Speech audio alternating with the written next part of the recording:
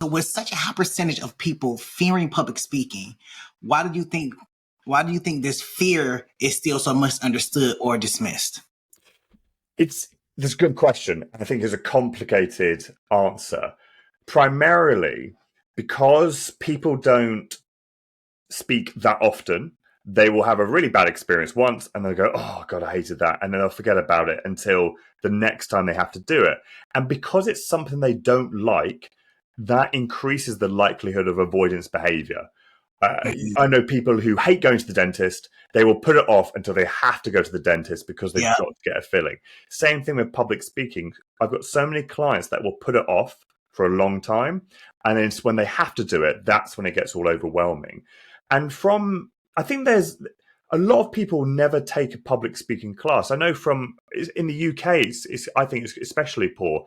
There's not opportunities for people to be taught how to speak in public. So they don't get the positive experiences of it. You mentioned that, in American schools, I know they do a lot of show and tell. They do a lot of let's speak to the class.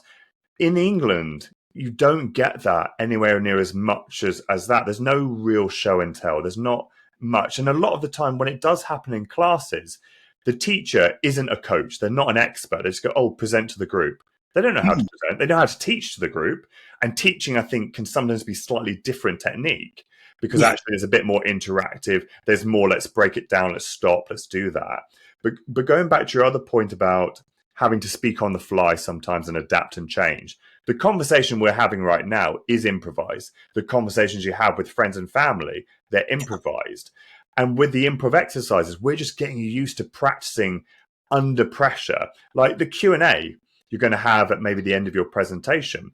You can kind of prep for that, but you can't always prep for it. So you're going to have to adapt, change, and improvise. Or a good example I use is when someone's been pitching to a client, they go, well, we can offer you this service for £10,000. And they say, we've only got 5,000. You can either blank and go, oh, I don't know what to do. Or you can adapt and change and go, okay, I hear you. You've only got 5,000. Well, for £5,000, we could offer you this. And it's that ability when the pressure comes, can you remain calm under pressure, which I think is a great thing? Or do you go deer in headlights and panic and go, and I've seen it before where people just panic and I don't know what to say, and they fall to pieces. So I think the great thing about improv is it will help to replicate those high pressure situations and give you loads of practice thinking on the fly, adapting, changing, creativity, and presenting at the same time.